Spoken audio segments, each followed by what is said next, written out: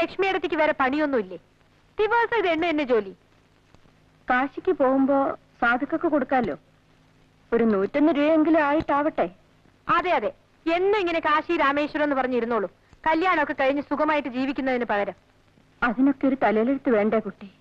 പിന്നെ ഇവിടെ ഇങ്ങനെ യാതൊരു അല്ലലുമില്ലാതെ കഴിയുന്നുണ്ടല്ലോ, അത് തന്നെ ഒരു വലിയ ഭാഗ്യം. നിനക്കറിയില്ല, തറവാട് ഭാഗം വെച്ചപ്പോ എനിക്ക് 16 വയസ്സാ. ഒരു വസ്തു അറിയില്ല. എല്ലാരും കിട്ടിയതും വാങ്ങി അവരവരുടെ വഴിക്ക് പോയി. ലക്ഷ്മിയടത്തേക്ക് മാത്രം ആരും ഉണ്ടായിരുന്നില്ല. അമ്മയും ഇല്ല, അച്ഛനും ഇല്ല. ഇനിയിപ്പോ അതൊക്കെ എന്തിനാ പറയണേ? എന്റെ അമ്മയില്ലാന്ന് വെച്ചാ ഇന്ന് ഞാൻ ഉണ്ടാവായിരുന്നില്ല. ലക്ഷ്മിയടത്തി കിടന്നുറങ്ങേ, എനിക്ക് ഉറക്കം വരുന്നു.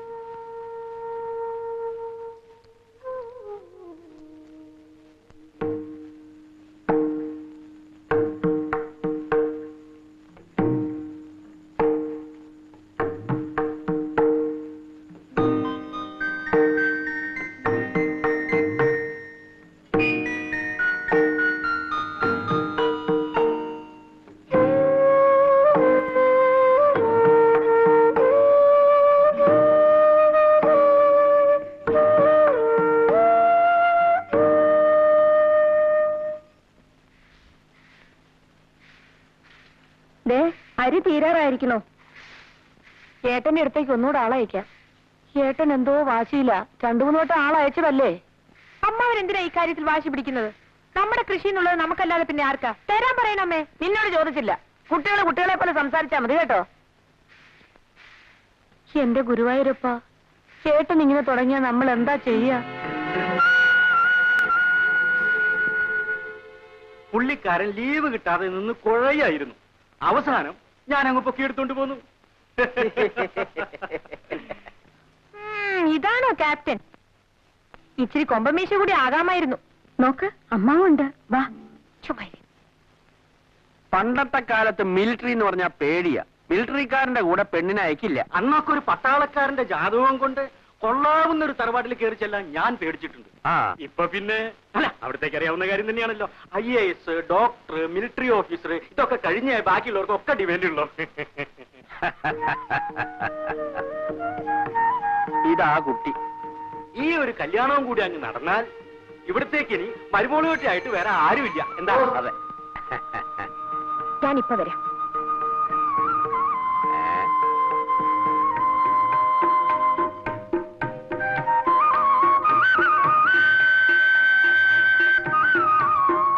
കല്യാണിക്കുട്ടിക്ക് ധാരാളം കത്ത് വരാറുണ്ടെന്ന് തോന്നുന്നു. മുമ്പൊക്കെ വെക്കേഷനിൽ വീട്ടിൽ വന്നാൽ കത്തിന്റെ ബഹളമായിരുന്നു. ഇപ്പൊ ഫ്രണ്ട്സിനെല്ലാം എനിക്ക് എഴുതാൻ പേടിയാ. പിന്നെ ചിലരൊക്കെ എഴുതും.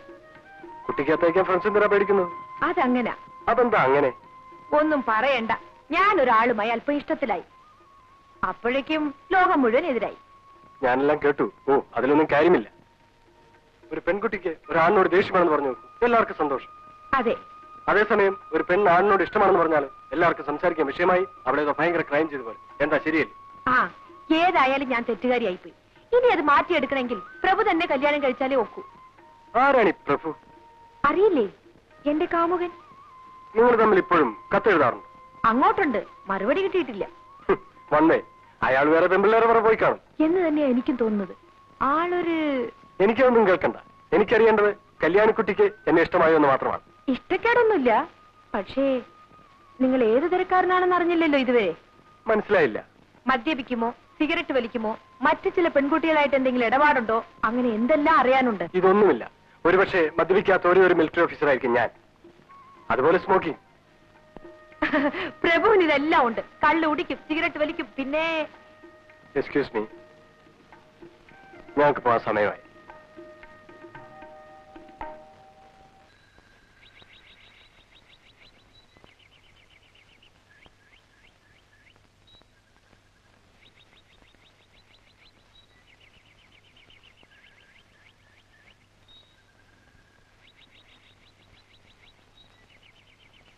ഇനി ആരും ഈ കാര്യവും പറഞ്ഞ് എന്നെ ബുദ്ധിമുട്ടിക്കാൻ നിൽക്കണ്ട. ഈശ്വര, മുഖത്ത് കയറി വന്ന ശ്രീദേവിയായിരുന്നു. ശ്രീദേവി അത്ര ഈ മൂശയായിട്ട് ഇരിക്കുന്നിടത്ത് എങ്ങനെയാണ് ഈ ശ്രീദേവി കയറി വരിക? അവരെന്താ പറഞ്ഞത്?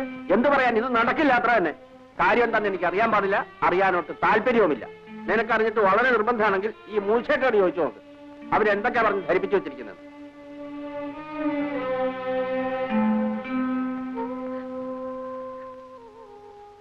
എന്റെ കഴുത്തിൽ താലി കണ്ടിട്ട് കണ്ണടയ്ക്കാൻ എനിക്ക് പറ്റില്ലേ മോളെ? അമ്മേ, ഞാൻ രോഗി, എന്റെ ആയുസ് തീരുകയാണ്. നിന്നെ ഞാൻ ആരുടെ കയ്യിൽ ഏൽപ്പിച്ചിട്ട് പോകും? ലക്ഷ്മിയെയോ? അമ്മ വെറുതെ പരിഭ്രമിക്കാതിരിക്കൂ. അതിന് തക്കവണ്ണം ഇവിടെ ഒന്നും ഉണ്ടായില്ലല്ലോ, ഇല്ലേ? അമ്മേ, എനിക്ക് മിലിറ്ററിക്കാരനെ കല്യാണം കഴിക്കാൻ ഇഷ്ടമല്ലമ്മേ. അതെന്താ? അല്ലെങ്കിൽ ഈ തറവാട്ടിന് എന്തോ ശാപം കിട്ടിയിട്ടുണ്ട്. ഈ തറവാട്ടിലെ പെണ്ണുങ്ങൾക്കൊന്നും ഭർത്താക്കന്മാർ വാഴൂല.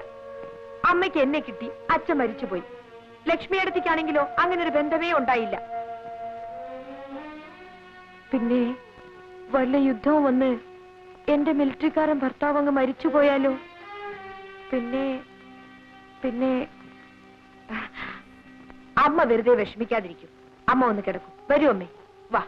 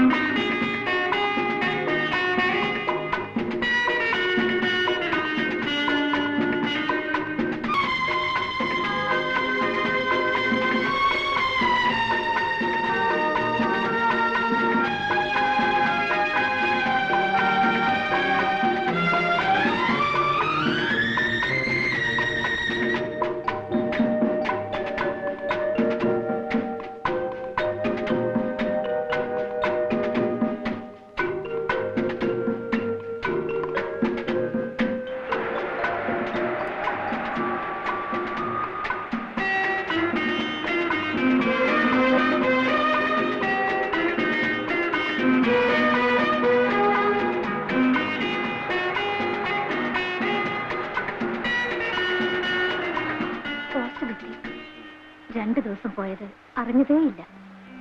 It was so nice.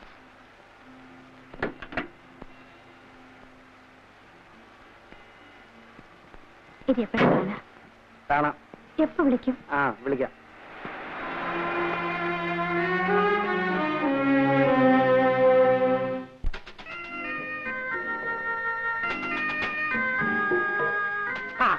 കുഞ്ഞു വന്നോ? ഇന്നും ഇന്നലെയൊക്കെ ആയിട്ട് ആരൊക്കെയോ ഫോൺ ചെയ്യുന്നു. ആരൊക്കെ? അങ്ങനെ ചോദിച്ചാൽ എങ്ങനെയാ ഓർക്കാൻ പറ്റുക? ഒന്നോ രണ്ടോ പേരായിരുന്നെങ്കിൽ എളുപ്പമുണ്ടായിരുന്നു.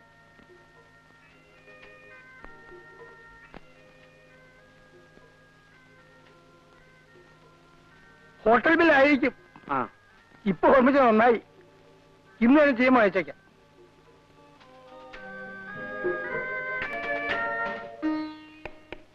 വളരെയധികം സംസാരിക്കണമെന്നുണ്ട്.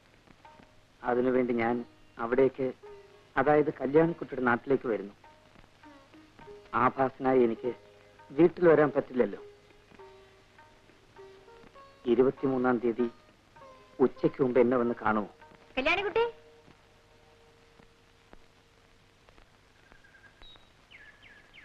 എന്താ ഭവാനി? ഇതാരാ വന്നിരിക്കണം നോക്കൂ. ശോഭേ, ശോഭേ, എന്താണോ വഴി തെറ്റിയോ? എന്നാ ഞാൻ ആ മുക്കിലിരിക്കാം. ശരി. വേറെ എവിടേക്കോ ആണെന്ന് പറഞ്ഞിട്ടാ പോന്നിരിക്കുന്നത്. അത് കണ്ടറിയാം.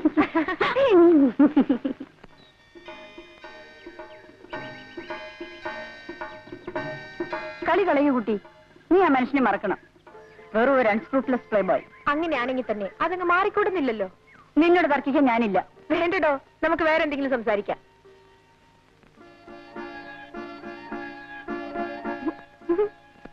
നിന്റെ ഗുണത്തിന് വേണ്ടിയിട്ടാണ് പറയുന്നത്. വീടോ, കല്യാണി രക്ഷിക്കാൻ കല്യാണിക്കറിയാം. ചുമ്മാ ഇരിക്കടോ.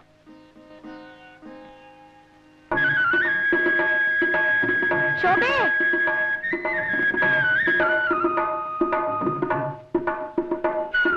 നിനക്കെന്നോട് പിണക്കൊന്നുമില്ലല്ലോ? ഞാൻ പോട്ടെ.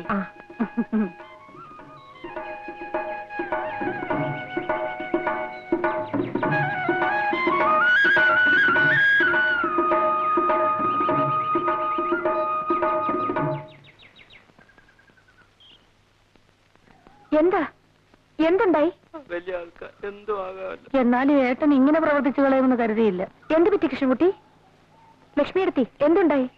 നെല്ല് തീർന്നു എന്ന് പറഞ്ഞയച്ചതാ കൃഷ്ണൻകുട്ടിയെ. പാടത്ത് പണിയെടുപ്പിച്ച് നിൽക്കുകയായിരുന്നു ഏട്ടൻ. അവിടെ ചെന്ന് പറഞ്ഞത് ഇഷ്ടമായില്ല. ആ, ഇവിടെ ചോദിക്കാൻ ആരാ? കൃഷ്ണൻകുട്ടി പോയി മേല് കഴിയിട്ട് വരൂ.